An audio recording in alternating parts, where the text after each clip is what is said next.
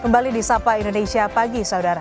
Netflix, Spotify, voucher game, kuota internet, sampai skincare menjadi ujian bagi Gen Z karena harganya pasti naik akibat PPN 12%. Jangankan memikirkan tabungan atau investasi, Gen Z harus mengeluarkan uang minimal 1,75 juta dalam setahun untuk memenuhi kebutuhan hidupnya. PPN 12% yang berlaku 1 Januari 2025 menjadi pukulan telak bagi dompet Gen Z dan masyarakat menengah bawah. Memakai jurnal Center of Economic and Law Studies Celios, tarif pajak yang lebih tinggi bisa menyusutkan belanja rumah tangga lebih dari 40 triliun rupiah. Masyarakat tak punya cukup uang untuk memenuhi kebutuhan sehari-hari seperti sebelumnya. Bahkan khusus bagi Gen Z atau kelompok usia yang baru memasuki dunia kerja, dampak tarif PPN 12% sangat signifikan. Dalam setahun, minimal pengeluaran mereka akan lebih besar 1,75 juta per tahun. Sejumlah barang dan jasa yang paling populer di kalangan Gen Z dan akan kena kenaikan PPN diantaranya kuota internet, Netflix, Spotify, voucher game online, kosmetik maupun skincare, dan kopi susu. Minimal tarif PPN 12% pada barang ini adalah Rp100.000 setahun. Menurut saya mungkin bakal ada yang berbeda gitu, karena kan kemarin segini, sekarang naik gitu. Mungkin untuk sekarang yang kepikiran itu untuk berhemat aja sih Mbak, jadi biar pengeluaran nggak terlalu banyak gimana gitu aja sih. Menurut saya sih mungkin bisa ditinjau lagi sih Mbak. Aku Gen Z yang suka banget ngopi-ngopi, itu udah pasti banget ya. Aku juga mahasiswa, terus aku juga kalau hiburan itu suka banget nonton konser juga.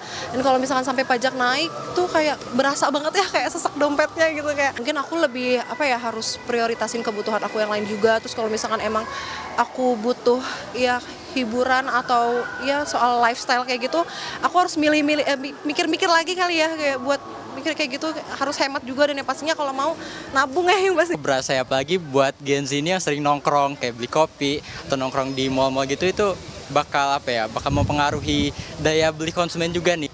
Mungkin akan berbeda karena kita harus mengatur keuangan juga kan karena adanya kenaikan itu. Mungkin aku bisa lebih memanage uang sih, dan untuk meminimalisir banyaknya pengeluaran mungkin bisa tadinya aku beli kopi di luar jadi bawa kopi dari rumah, bawa bekal gitu sih. Kenaikan pengeluaran akibat PPN 12% cukup signifikan bagi generasi muda yang masih berada dalam tahap awal karir mereka. Pengeluaran yang lebih besar sangat mempengaruhi masa depan Gen Z karena kemampuan menabung dan investasi turut tertekan. Ekonom bilang kenaikan PPN 12% pada 1 Januari 2025 akan lebih baik bagi pertumbuhan ekonomi jika dibatalkan. Ya, karena persoalannya Gen Z hari ini tuh lebih banyak dipengaruhi oleh ketidakpastian ekonomi. Di balik banyaknya Gen Z yang bekerja, ada banyak lagi Gen Z yang tidak bisa mendapatkan pekerjaan. Kemudian Gen Z juga punya beban pendidikan dan biaya hutang yang cenderung lebih besar daripada generasi sebelumnya.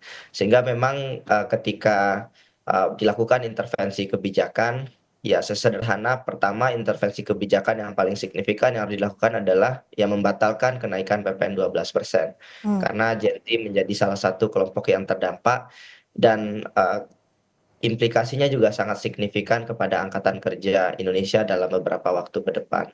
Yang kedua, saya kira pemerintah juga perlu memikirkan dampak lanjutan ya, ketika Gen Z mengurangi konsumsi, dampaknya tidak hanya terhadap daya saing ekonomi nasional ya, tetapi juga output ekonomi nasional kita juga akan mengalami pengurangan signifikan.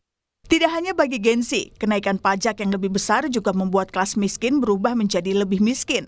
Kelompok ini harus mengeluarkan uang lebih besar Rp100.000 per bulan atau minimal Rp1.200.000 dalam 1 tahun.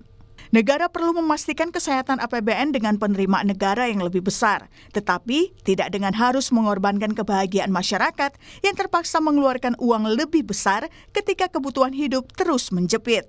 Diah Mega Anjaya, Tim Liputan, Kompas TV.